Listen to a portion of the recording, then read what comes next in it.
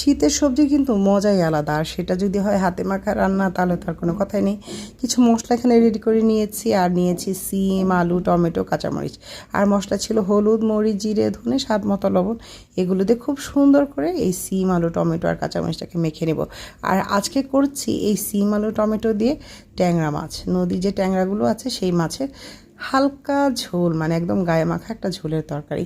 তো ভালো করে মশলা দিয়ে মেখে নিয়েছি, তারপর এখন দিয়ে দিয়েছি তেল।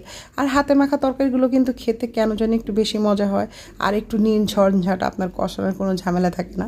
আপনি জাস্ট হাতে মেখে যে কষানোর কাজটা সেটা কিন্তু করে নেবেন। খুব সুন্দরভাবে মশলাটা মানে মেখে নেবেন, যাতে মশলাগুলো সবজির সাথে গায়ে গায়ে মেখে যায়। তারপর মাছ দিয়ে তো আসলে অতটা মাখা যায় না, মাছ তো খুব নরম একটা জিনিস।